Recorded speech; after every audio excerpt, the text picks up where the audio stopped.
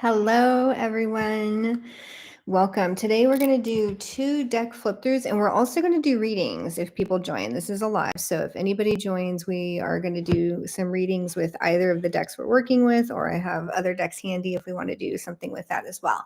So let's get started. I have been working with both of these decks a lot over on my TikTok account and people are loving the readings over there. And I definitely got some comments about the decks as well. So I thought I'd take an opportunity and show you. All right, so the first deck we're going to look at is the Deep, Dark, and Dangerous Oracle, and the second we're going to look at is Angelarium, Oracle of Emanations. I have a lot to say about this one too.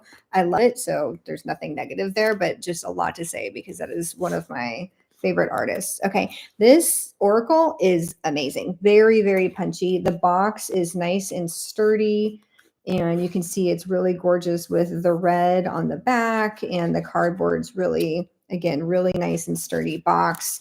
And even though this is an Oracle deck, which means the cards are a little wider than I like, it's fine. I've been doing okay with the hands working with this deck. You can see there's this gorgeous snake on the inside of the box cover. All right. And so if we look, it's got a really good guidebook. Oh my gosh, why did I almost forget what these are called? I'm going to be honest, I'm working with a little bit of a headache, so I'm not 100% my best. Okay, and the snake motif is repeated on the back of the card. You can see that we've got the black and red, and we've got the snake symbol repeated here, but there's also a snake skin pattern. And it's really funny because the way that the light hits this, I keep thinking that there's actually like a film or something on the cards whenever I'm working with them, and I see that snake skin, but it's not. It's intentional, and it is part of the pattern. The black and red snake, yes, Jeremy, I love it too. I just really, obviously I love snakes and, all of that. I have a giant snake tattoo. So, but just seeing it in the black and red, like it's just really impactful. So the cards are really wow as well. These are definitely out of order because I do work with this deck and I've been working with it a lot this week especially. So the cards are 100% out of order. But let's get into them and start seeing what the cards look like. Oh, really quick. Obviously, we've got this gorgeous red foil on the cards themselves, and it looks like some of the red is rubbing off. So I'm like, I thought that was just a trick of the light. But no, I have been working with these for like a week. It's not even like I work with them regularly before this week, even though I've had them for a while. So kind of a bummer that some of the red is coming off on that side of the cards and not as much on this side. So kind of interesting. Maybe something in the way I'm holding them. All right. The first card we're going to look at is the Foresight card, which is Sybil.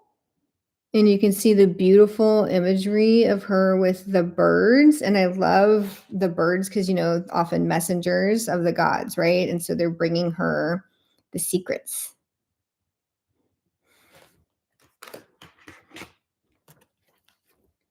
And the next one is Compassion. And that is represented by the Minotaur. And then you can see the figure of the girl masked. And is she holding it? She's holding something. I don't know. I don't think I'm supposed to say it on YouTube. I'm not sure. But anyway, so yeah, compassion represented by the Minotaur, which I think is really a good message. These ones that are on top, they were just in this daily reading I did over on TikTok. So I just saw these. And then Injustice is Medusa, which is very, very fitting because, as you know, a great injustice was done to her. And then she turns into the character that she is, and then more injustices, unfortunately, were done to her. So that is a well done card. The snakes, that are on her head are very lifelike, like very, very, very snaky. All right, and next is Loneliness, represented by these ghostly figures. And even though you don't see any gravestones, there's definitely like this kind of feeling like they're in a graveyard. And so it's kind of like the loneliness of the grave, I think. All right, and next, this one has come up for me a lot in readings this week. This is the Hunger card, represented by a vampire. And yeah, I mean, this artistically expresses hunger very well.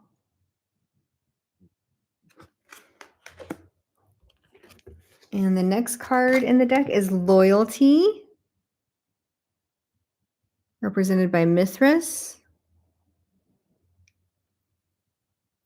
which I can kind of see that. And then next we've got Illumination with Hecate. Love this one. Love the fire hair and the fire in her hands. And then she's standing in front of, I was going to call it the swirling darkness, but definitely some sort of celestial image right here. Remember, Hecate is a Titan. So very, very powerful card. I really like that one. What's funny is I just, this one did come up in the reading I just did. And for some reason, even though it says illumination on the card, I kept calling it enlightenment, which, I think that's really what it's conveying to me. And then for darkness, obviously we have Nyx, which is very, very fitting. So love this card quite a bit. Like you can kind of feel the power in that card, right? And Jeremy, thank you for joining and thank you for commenting. It's good to have you again. I really appreciate it. And then next up, we've got Focus.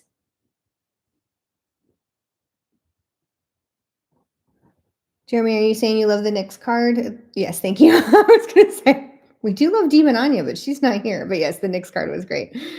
And then I love that the focus is this cat. And then look at his long ears. He looks like he might be like a Norwegian forest cat or just one of those kind of big beastly cats. I don't know if you guys have ever seen the Heavy Metal Cat account, but that one's really hilarious. Reminds me of that. All right. And then next up, we've got Rest, which is Hypnos. Interesting that there is a death figure standing behind Hypnos, with the scythe. So it's an interesting choice. And then Grief with the Banshee card. I drew this one earlier this week, and it was really, again, a big, big message I was getting in that reading. And this just really conveys Banshee. But what's so funny is the Banshee, what warns of imminent death. So is this like, there's a lot of depth to this card, right? Which is, grief, but almost the anticipation of grief as well.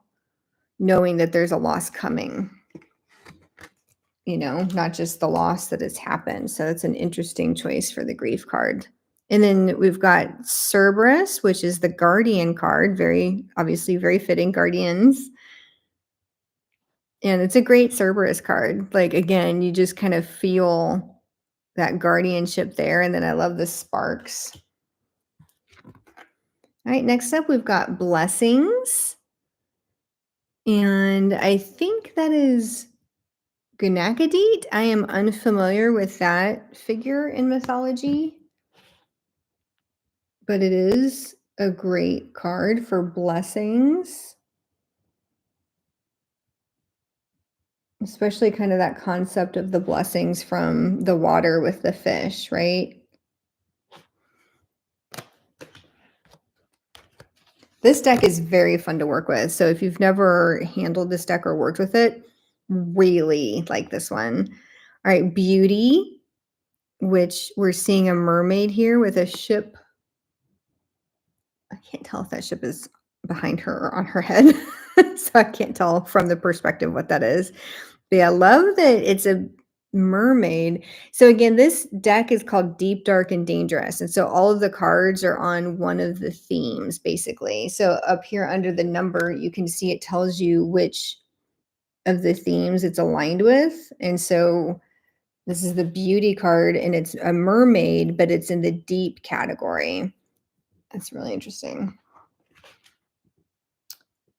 Blessings is also in the deep category. So, okay, interesting.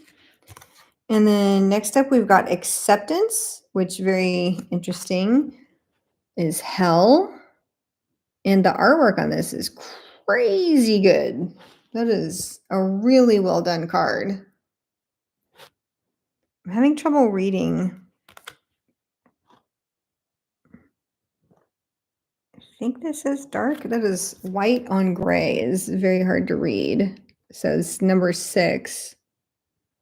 Yeah, no, I can't see. I think it says dark. And then Vengeance. Perfect. That is a perfect card. These cards are very inspiring as a fiction writer. It makes me want to go work on my my book more after this, actually.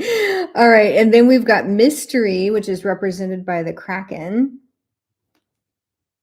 And the interpretation of the Kraken here is also very, very interesting. And then you've got the ship above. So this is definitely in the deep category as well, which shouldn't be surprising. And then after that, we've got fear. That is intense. And to have a child with this really frightening figure behind, that is really, really intense.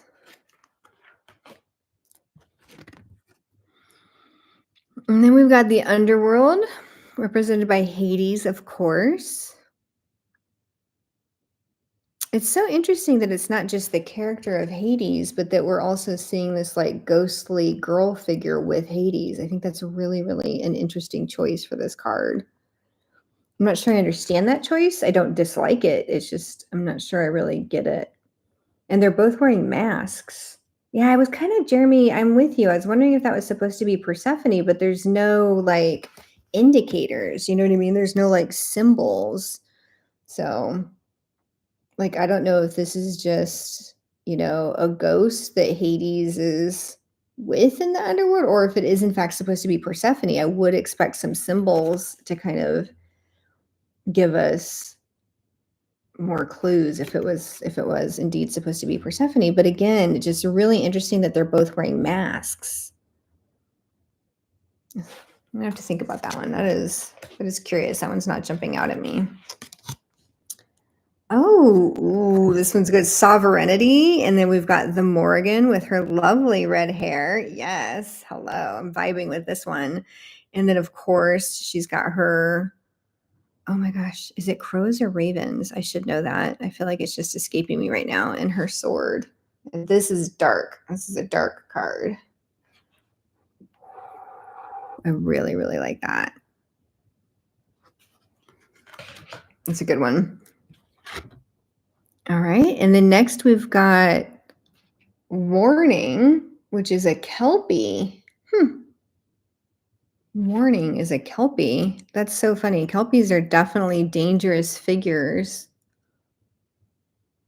I would not have, I mean, I guess it's in the deep category because it's water, but I don't know.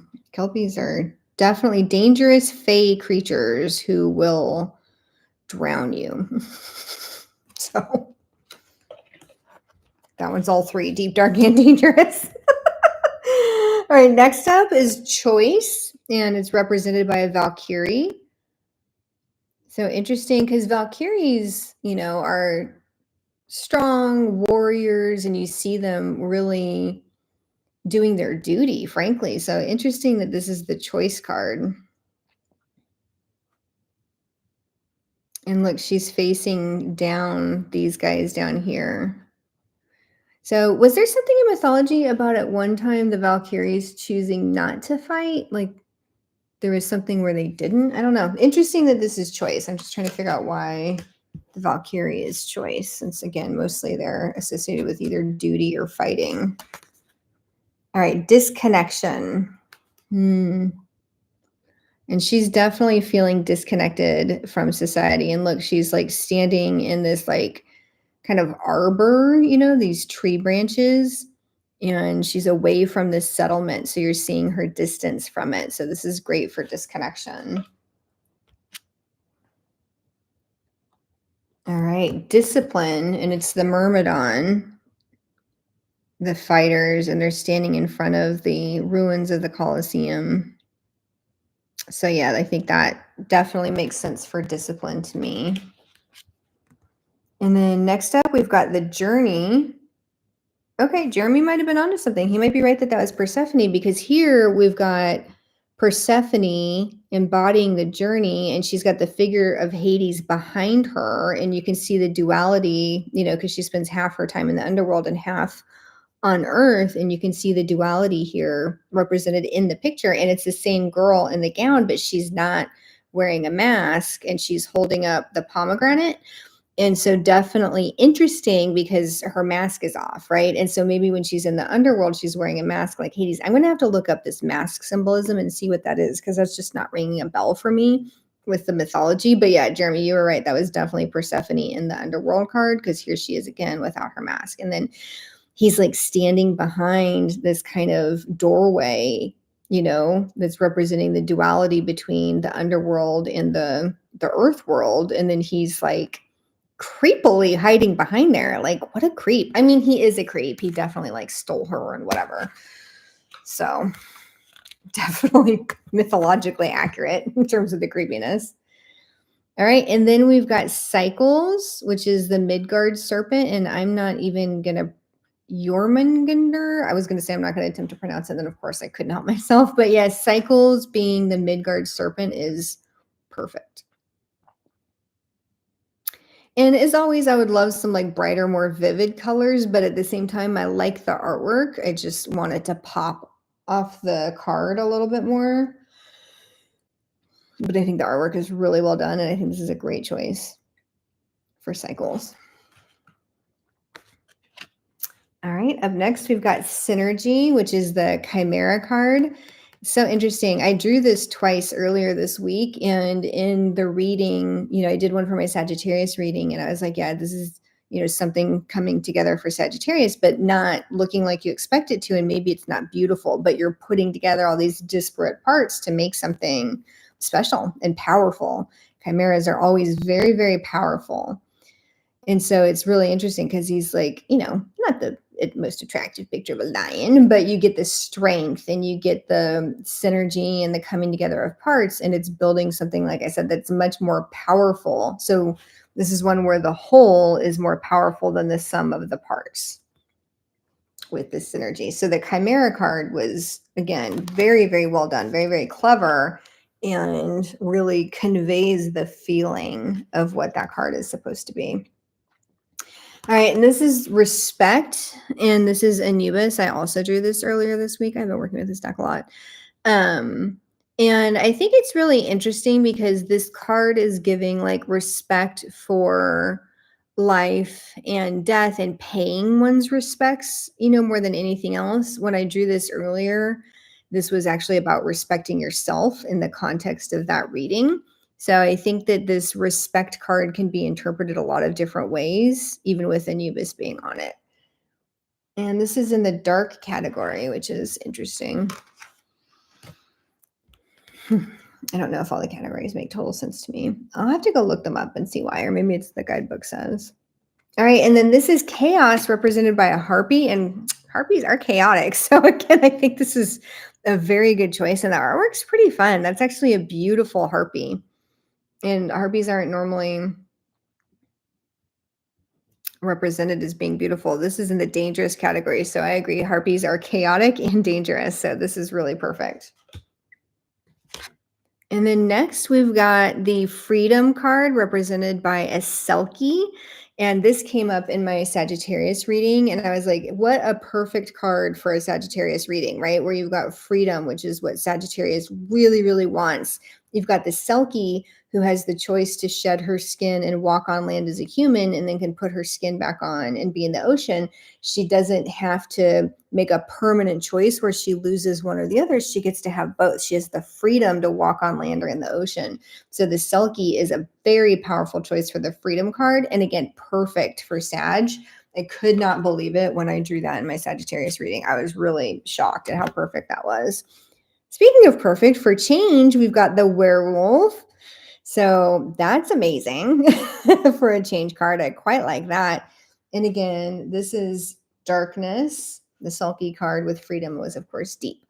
So this change card being the werewolf literally could not be more perfect. Love that. Did that wrong. Okay. And then we've got Reciprocity represented by Charon. Makes sense, right? He's the ferryman, ferries the dead. The keys are interesting. I guess those are the keys to the underworld, but you pay him, right? You put the coins on the eyes of the dead and you pay him for passage. And so, again, this is a great card for reciprocity. I don't know that I would have thought of that, but seeing it, it makes total sense to me. I think that is really good. And I'm loving the keys. That is actually my key necklace, is that is what this represents as well, as the key to the underworld.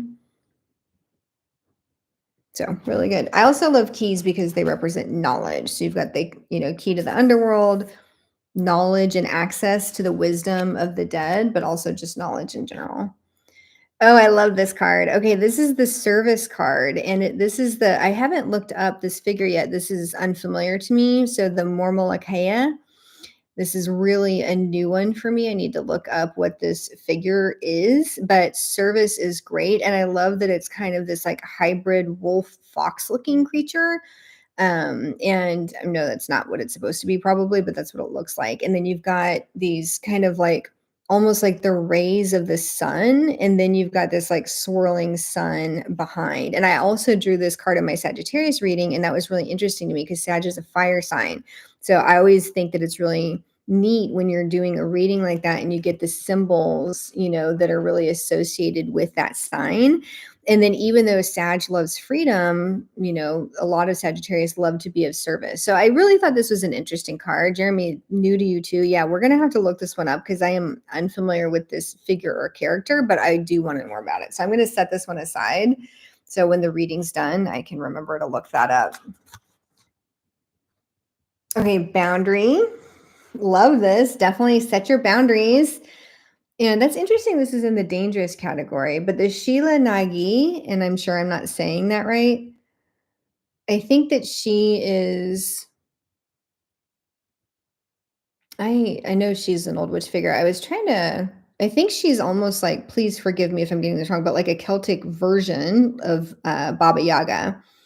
I could be completely off base on that, but I think that she is, but she definitely looks like it. And I'm sure she's part Fae, especially based on this illustration. So that's another one that I need to look up. But love the boundary, and especially if she is part Fae, because then if you're looking at like the Fae and like boundary and not crossing into their world, like being careful about going into fairy circles, and being careful not to accidentally go into a portal, just that concept of a boundary in the magical sense, and the boundaries between different dimensions and planes of existence, et cetera.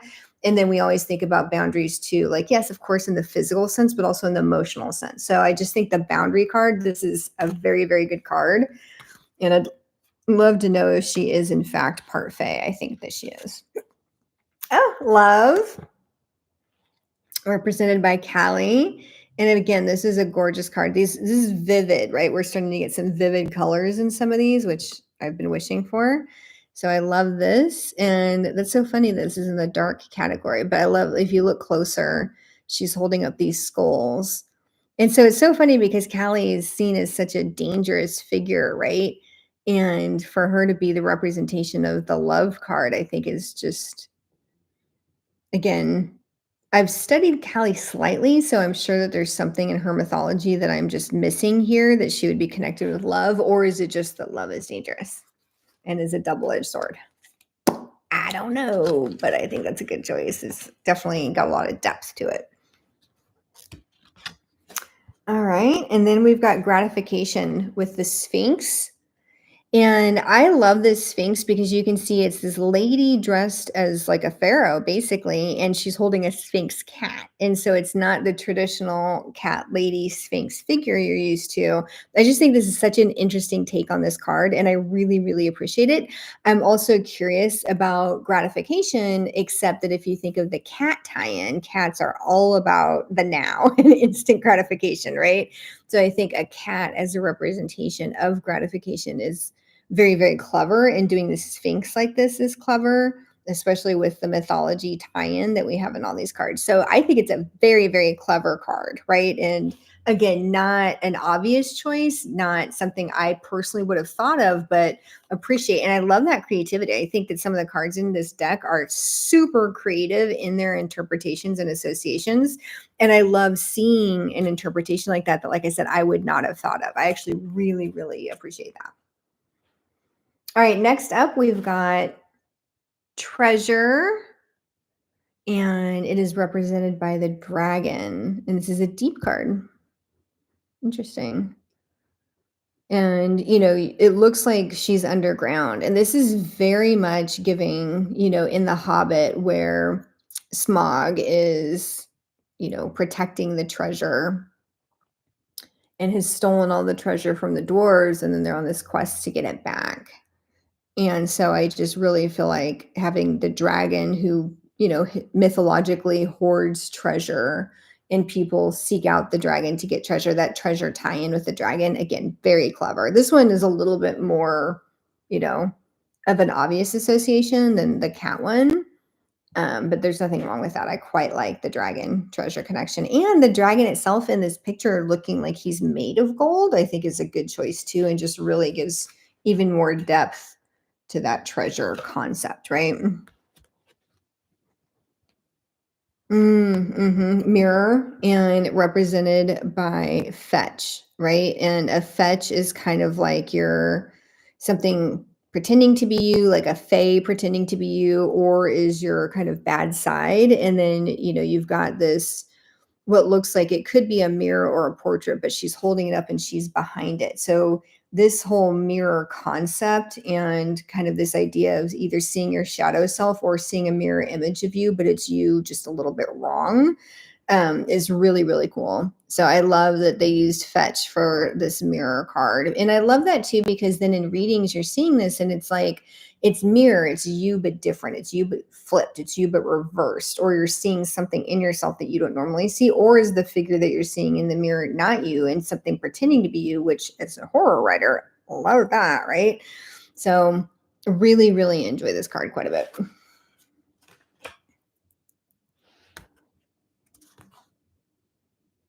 All right, this is regeneration, and it's represented by the Hydra card.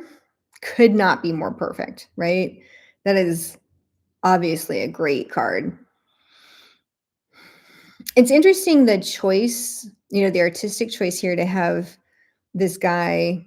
Is that Hercules? Does he battle the Hydra? I think it's Hercules. And he's fighting the Hydra. So it's an action shot, right? And so that's what I like about this deck too, is a lot of times there's action in the shot. Like think of the Persephone card and then Hades hiding behind the doorway. And then here you've got Hercules fighting the Hydra. And then behind him is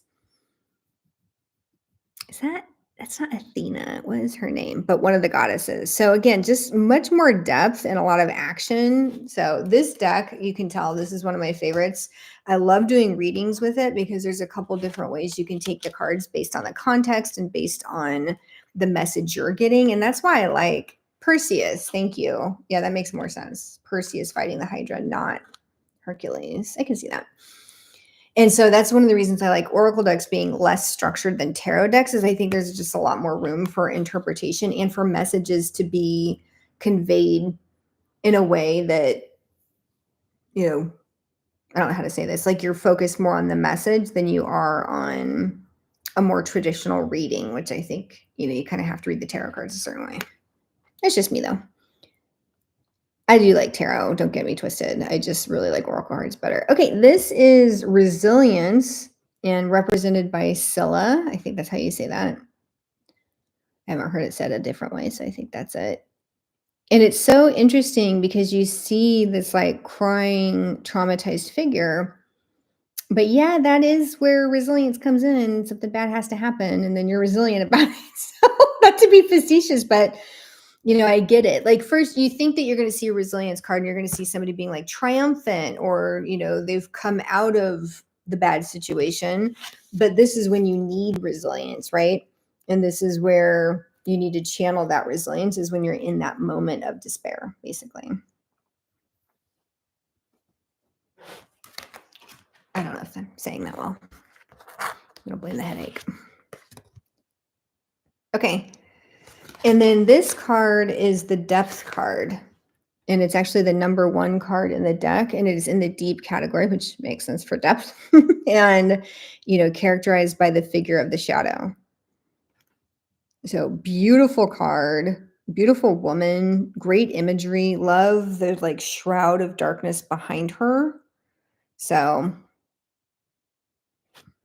And if that's her shadow, and her shadow is not a reflection of her, right? Her shadow looks different. That's the dark. That's the depth. Interesting. Love that. I could talk about these cards for days, obviously. Okay, the next card is Mischief, and it's represented by the puka. And love the Mischief card. And I had this come up twice in readings this week. And in one case, it was like mischievous forces around you, so not toxic, but not helpful, and just kind of like eliminating the mischievous forces. The other reading I did, this was actually kind of encouraging people to channel their mischievous side. So again, cards are not necessarily good or bad.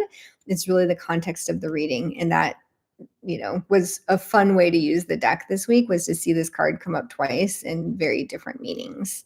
And a very fun card, just very well done. Like, again, expresses mischief in a, visually really well. Okay, and then the next card is Focus. And that's interesting. That is coming up as a dangerous card. And I feel like we had Focus twice. Am I crazy? And then I don't know how to say that, but definitely Celtic Fae figure, right? And it's in the dangerous category. So this might be one we use the guidebook to look up as we look at the guidebook in a minute.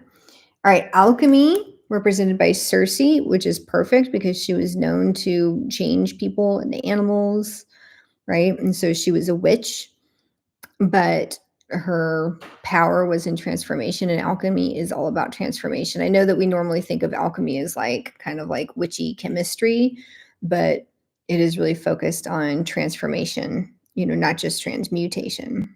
So Circe is a perfect choice for this card. Okay, I am rushing through that because I want to get to the guidebook and I want to look up one of the cards or more that we set aside. The guidebook is super good, super good. Really nice binding, kind of beefy, color inside. I don't necessarily like the snake print on the background of the paper. It just makes it a little harder to read. But from a design perspective, like aesthetically, it's nice. But from a legibility perspective, it's less nice. So we are going to look up this focus card that we drew towards, or that we looked at towards the end. So we're going to look up this card and see what the guidebook says about it as we test out the guidebook.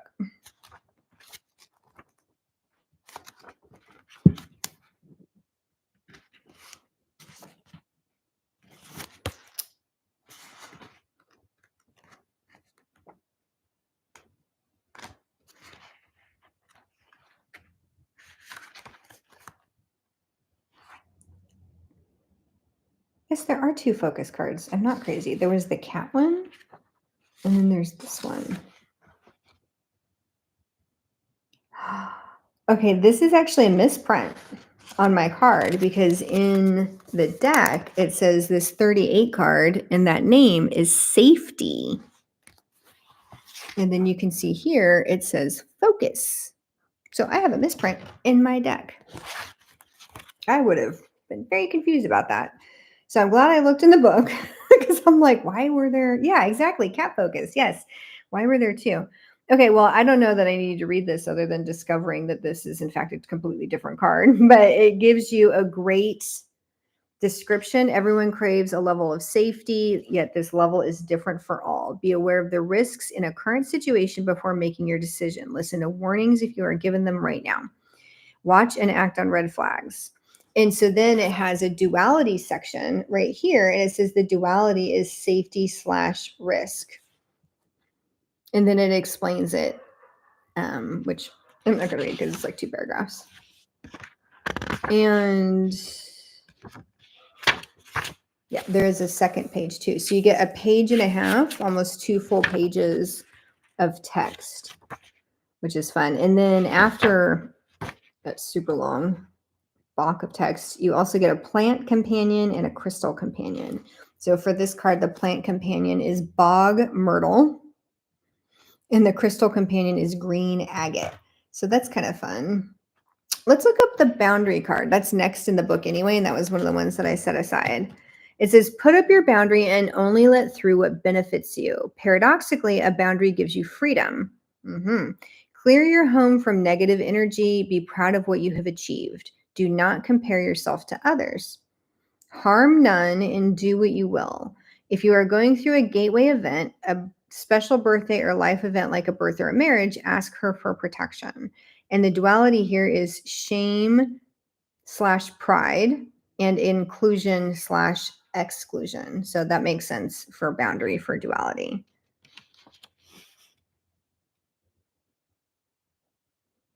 Okay, and then it explains Sheila Nagi, and it says Sheilas, as they are affectionately referred to, are depictions of the mighty crone who helps us protect our boundaries and allow joyous gateways to those we wish to let through. Sheila Nagi guards windows, gates, doors, and entrances of all kinds. Having a devotional practice that includes the protection of a new home is a wise idea. As Sheila Nagig is a protectress of gateways, she proudly flashes her vulva, it being the primary gateway of all life. I maybe shouldn't have shown that card. I did not realize that's what she was proudly flashing. But they really abstracted it. Yeah, it is interesting. Yes, I think you said interesting about the focus thing, but that's okay. As Sheila, okay, primary gateway of life, there's no shame in her nakedness, for she dances and looks you straight in the eye while she shows herself. She shows us that there is no shame in our nakedness, and especially in our creative parts. Ooh, that's good. And we should accept ourselves in our entirety without judgment. Okay, love that. Yeah, Jeremy, I know this is a funny card, but I love that, kind of like being naked in your creativity, because as a creative person, you feel like you are bearing your soul, right? Like not just ripping open your heart, not just showing the contents of your mind, but literally ripping open your soul and putting it out there in the world in whatever creative way you are. And so sometimes when I write things, you know, it's really hard to show them, like, because it just feels like you are naked on a page. And so I like that they emphasize the accepting ourselves in our entirety and no shame in our creative parts. Well, I think in this case, they probably mean the parts that create life, whereas I'm taking it to be a different kind of creativity and not making babies, which I think is what they're saying. But that's fine. That's fine. That's the cards. You interpret them the way you want to. Interesting. Okay, and there's more text, but I'm not going to fully read it. So again, the guidebook is great. It gives you a great like short description. It gives you like the duality, and then it gives you this like long description. Jeremy says I think it can go both ways. I think so too. Like I think that the physical is a representation sometimes of the metaphysical or the abstract. And so I think that's why we like oracle cards, is that we get to interpret them the way we want to. And I really like that this deck is telling you that there's a duality in everything. And it's not, like tarot has the duality in that you can read the cards like reversed, but the reversed isn't necessarily always the opposite. And with oracle, it really just is about like you channeling the message you're getting. You can do that in the context of the other cards, in the context of the question you're asking, or just the vibe you're getting that day, right? It's like, what is coming to mind when you look at it? I prefer that. I prefer using the cards as a loose mechanism for, channeling the message versus it being super, super structured. So again, this deck has been great to work with this week. If after looking at it, you're interested, in the description for this live, I've got a link. If you just want to pop on Amazon and get it. I think this one was like 20-ish or under. So yeah, love the Deep, Dark, and Dangerous Oracle. It's one of my favorite decks right now. And then the other deck I've been working with this week that people were kind of interested in is Angelarium, Oracle of Emanations. So this artist is actually an artist I enjoy quite a bit, and I really like this deck. I'm going to reach over here, hopefully not injure myself because these are heavy. So in my tarot room, I actually have some other things of his, just to give you an example before we dive into the deck. I have his art book from this artist, and this is the Angelarium Oracle of Emanation. So this matches the deck we're about to look at in terms of which of his characters are in here. So what he did is he made up these characters. And so he's like a combo artist and writer, and he has all of their bios and their stories and the artwork. So this is Emanations, which is the one we're going to look at. And then this is the Book of Watchers.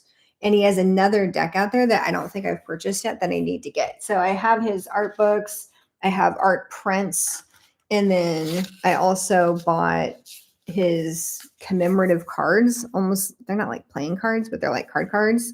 And what's interesting is this character actually inspired a character in one of the books that I wrote. And it's so fun for me every time I look at it, because I love getting inspired by what's around me and by art and things like that. So just wanted to give a little bit of backstory about the artist. His name is Peter Moorbacher, and I have a link to this deck. And so if you want to learn more about the artist, you can then follow his Amazon profile and get access to his website and his artwork. So I love him. He has a really good Discord too.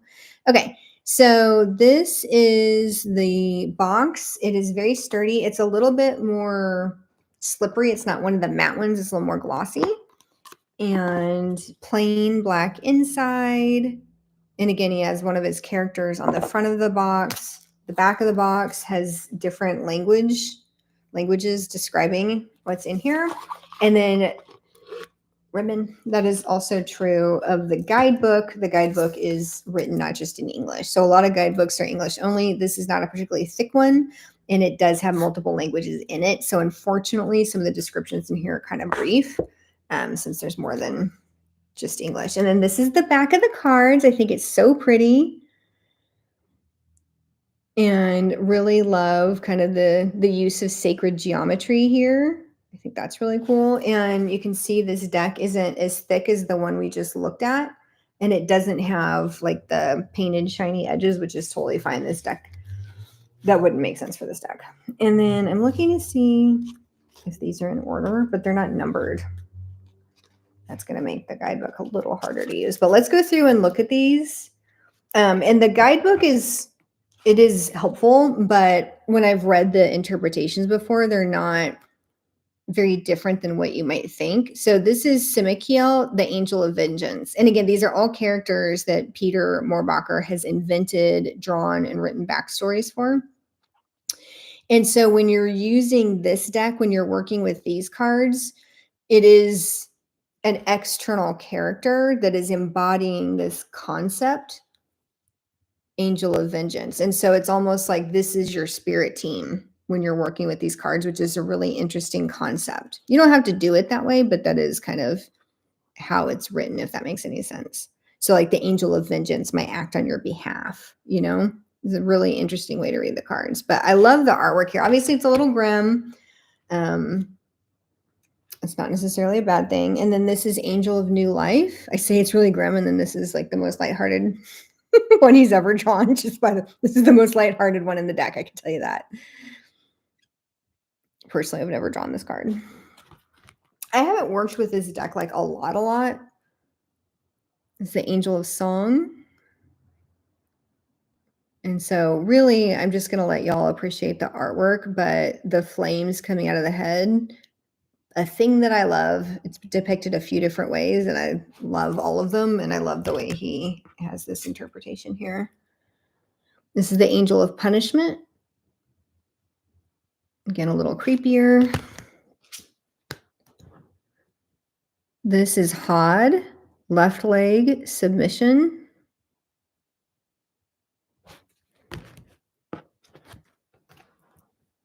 This is Keter, the crown, spirituality. Jeremy likes the punishment one. Yes, of course you do. And then we've got Duma, Angel of Dreams. Look at how beautiful that is. Love the orange and the blue together too.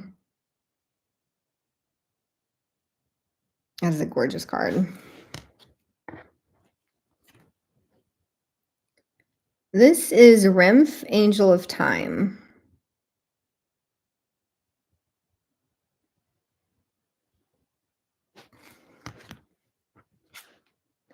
And then we've got Hazmed, the Angel of Annihilation. Look at that. That is so cool. Like, look at the kind of ribbon streamers things he's got coming off of him, and then the circle around his head. That is really, really neat. And then this is material, the angel of rain. You can see the water coming through his head.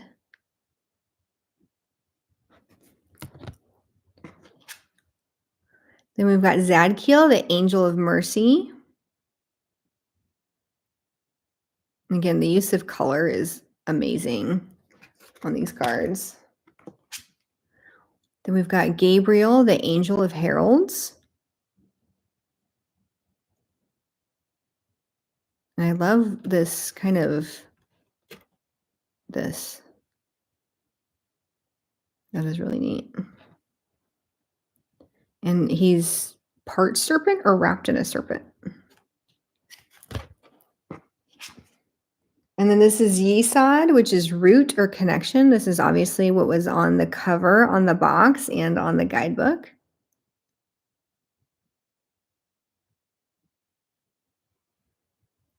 I love how he's just kind of dreamily looking down. I don't know. There's a lot of emotion in this one. And then this is Estabus, the angel of divination. And you can see he's got like this crystal ball for a head. And then, I don't know, I could be wrong, but I'm pretty sure that's actually Metatron's cube behind him. And so again, this is my favorite one. This is the one that inspired the character of the Joker in my book, who is a god. So love, love, love this card. I tried to get an art print of this one, and at the time it was sold out. I haven't checked back. It's been a couple years, to be honest. All right. And this is the angel of verdancy, which makes sense. I love the tree figure. Love the greenery.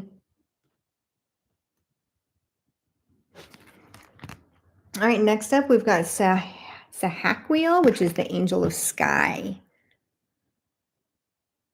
So again, very, very, very lovely.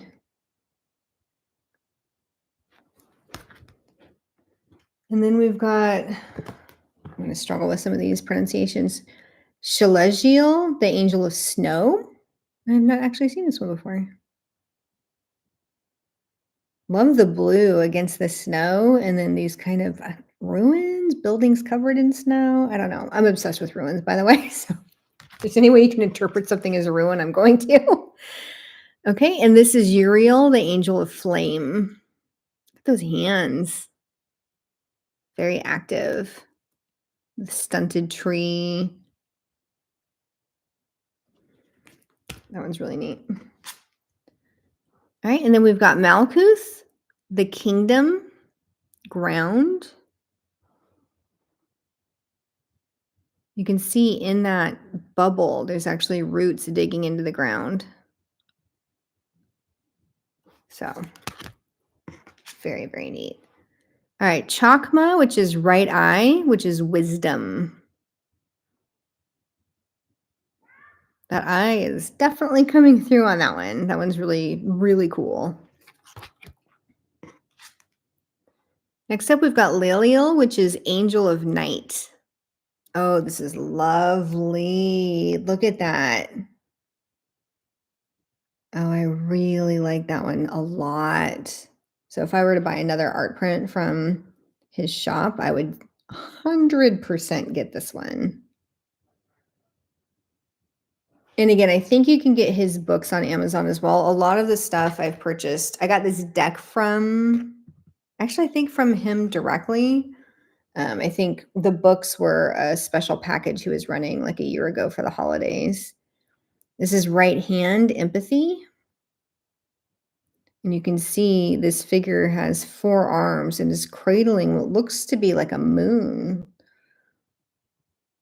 Interesting empathy. And I know it looks like the moon, but it's probably a world. And so I think the empathy is, holding the world, like being empathetic to everything and kind of holding it protectively. And then next, sorry, somebody's running by with a stroller. Next is Chatiel, which is Angel of Silence. Oh, this one is amazing. Oh my gosh, look at that. Just the body language being perched on that broken something and on the rock.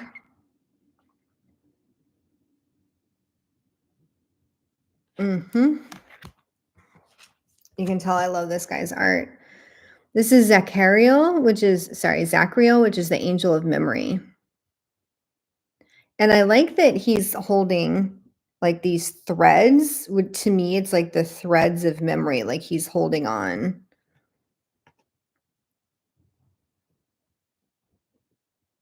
And it almost reminds me of the three fates, where they hold the threads and they weave and then they snip, except this is memory. It's like, like a tapestry of your memories, except this is obviously just the threads and not a tapestry. But that's kind of like all the thoughts I get when I look at this one.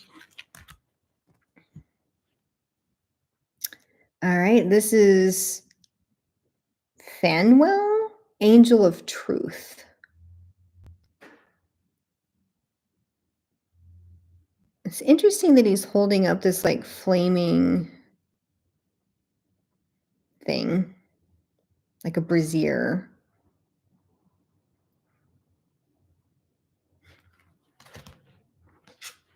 All right, this is Left Eye, which is knowledge. It's interesting that his arm is kind of going through his torso like that. It just kind of gives me the feeling of like gut knowledge, if that makes any sense. Like what you know in your gut.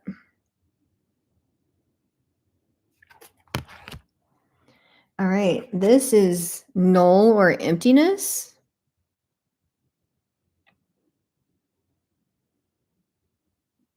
It feels like it. Like just looking at that, like I do get that. This is Remiel, Angel of Visions.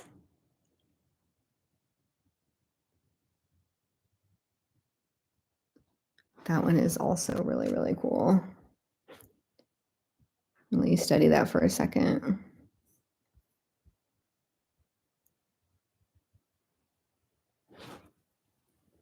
I love the scale of this. Like, look at how big he is compared to like the trees, and he's off in the distance.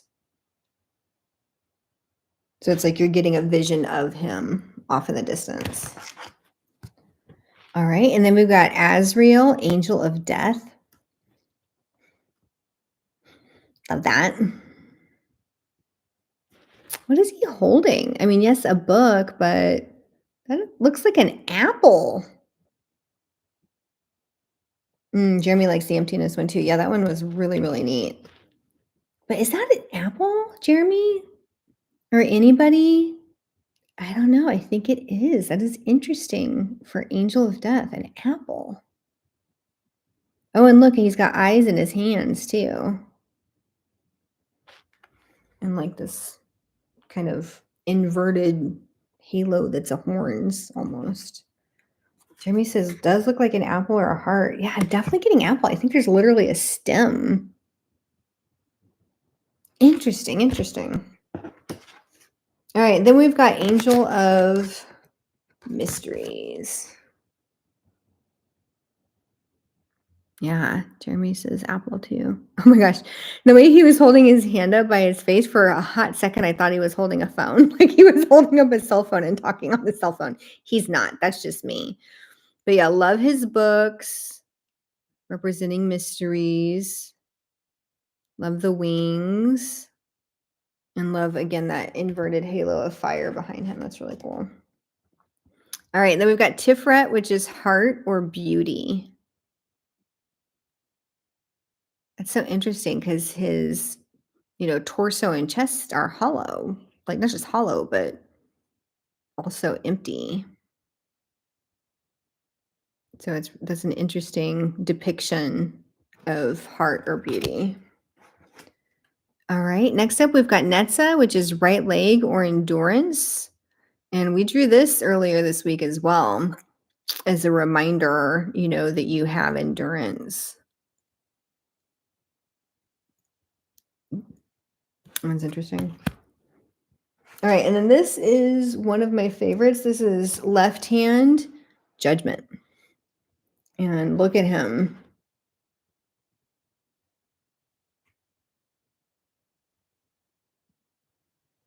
This is definitely giving, like, I like his sword. His head is really interesting, but it's also giving like final judgment, right? Like the judgment after death. Like, there's no scales here, but kind of that concept of weighing the scales. Jeremy's like, ooh, judgment. I know Jeremy loves judgment. I'm with you. But yes, I love this one. This really gives that this is a serious judgment. This is, again, final judgment. You're being weighed. All right. So those are the cards. And then let's look at the guidebook really quick, see how we feel about it. So let's see. The English portion is very thin. It's just this initial portion. And then we get into other languages, which yay. But again, the descriptions are really, really short. So he also has in here how to use this. He has this section called Walking the Path. I think these are different readings you can do. Okay, so let's look at using the cards because this is very, very different, right? So using the cards. The path you take through these cards is your own. Though they hold their own truths, the ultimate truth always lies in your own interpretation. Leave your mind open to the sights that come to you unbidden. So again, this is really about channeling the message and using your intuition and like the message that's coming through you. Meditate on where these visions come from and where they lead you. The reflections that you experience when you gaze upon the cards are the true meaning. So there's a daily medication, pull a single card and see where the card exists in the tree. Then there's a focus card, draw a card at random from the pile and lay it in front of you, concentrate on its position within the tree. And this is the tree. And is this actually the tree of life from the Kabbalah, or is it like a different version of it? Because I kind of think that it is. If you've ever studied that, which I'm in the process of studying, I'm not obviously studying it super like focused, but kind of here and there. So the focus card is draw a card at random, concentrate on where it is in the tree, draw 4 more cards and make a cross and look at the relationships to each other. Is there a meaning in the arrangement? And let the examination of these images lead to the inner truth. Okay, and then there's a walking the path.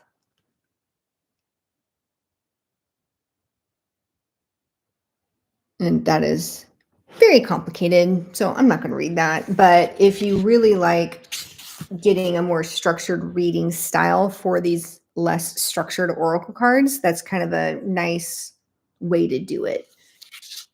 I tend to be a little bit more open-ended where I'm like, what's the message? What do I need to know? Or I might ask like a question, but I don't tend to do structured like reading arrangements basically. But I know a lot of people really enjoy those. And I do like it when different decks and guidebooks give you different kind of readings that you can do with the cards. I think that's part of their story. And then after this, it gives you the history of the Angelarium and how he started in 2004. And he started as these angel portraits, and it's just kind of gone on from there. All right, so let's read about the angel of punishment. So we're going to look at the guidebook, and you can see it's like little short blurbs for each of the cards. The hunter whose prey is falsehood. Oath breakers beware, Kushiel will seek you out. Even as you stalk your own victims, punishment is upon you. No one who escapes the mark of Kushiel. No, I think it's supposed to be no one escapes, but there are consequences for breaking your word. The pieces sharpen and sink into your flesh, embedding themselves within your heart. So long as the offense stands, you will always be held in the sights of the hunter. Seeking absolution is noble, however, tedious. Begin that journey with haste, lest Kushiel find you first. The signs are a spear, a shaft of light, or a raven. So I love this because it really, gives you the interpretation of the character that's embodied on the card and the message of it, but the way that you read the card is still kind of up to you. So I really like that. And then people are always afraid of like the concept of punishment, but this is like saying, hey, there is right and wrong, and punishment is what happens when you do wrong. And why is that a bad concept? It's not, right? Like, we all know that there's rules and consequences. And so really punishment is in, whether it's oracle or tarot, it is about consequences, and it's about external consequences, and knowing that there are forces that are bigger than us that are responsible for these consequences. So all right, those are the two decks we're looking at today. And then I did leave time to do some readings if people want to do some readings. So if you guys have any questions you want me to do a reading for, or if there's something you're curious about, drop it in chat, because I'm happy to do a reading that's really specific to those of you who have joined today. So if there's anything where you've got a question, there's something you want to know, let me know. Or if you want me to go back and show you a particular card again, I'm happy to do that as well. But we do have time to do some readings for y'all if you'd like that. So I'm going to pause here and give you guys a minute to think about what question you might have and to drop a question into chat and see what comes up. And I can use either of these decks. Just let me know. I might go ahead and do an angel number message from my angel deck. I do like closing with that. So while you guys think, if you have any particular questions or if there's something you want a reading about, let me draw an angel card from the angel number messages, which I do like to close with, if there's no questions that are coming to you. Oh, didn't even get to shuffle and 2 cards jumped out. All right. And so these are our angel messages for today and for the weekend. This is 27, which is I am expressive. And so that is fun. Your mind is wide open and you are tolerant and compassionate towards all ways of life. You value freedom of expression and want to improve the conditions of people, whether in your community, country, or the world at large. Okay, that feels like, I think that resonates. I like that. And then the next one is 26, which is I am tactful. I'm not, so this message is not for me. This is for somebody else, unless it's a reminder to me to be tactful, but I think it's for everybody. You have a desire to succeed and will feel most accomplished when your work benefits others. Your intuitive awareness of what people want allows you to come up with innovative solutions to meet their needs. Oh, I like that. That's actually really good. So these are our angel messages for today. And we can carry that through the week this week. I really like these, expressive and tactful, which is interesting because that's actually more like innovative and problem solving. But if there's no questions that anybody wants a particular reading for, then we can go ahead and end our time together today. Thank you for joining. Thank you for watching. I hope you like these 2 decks. If you're interested in purchasing either of them, I do have Amazon affiliate links in the description, or you can just go to Amazon and look them up. If you'd like, the names are in the description as well, if you'd prefer that way. And thank you again, everybody, and I'll see you soon.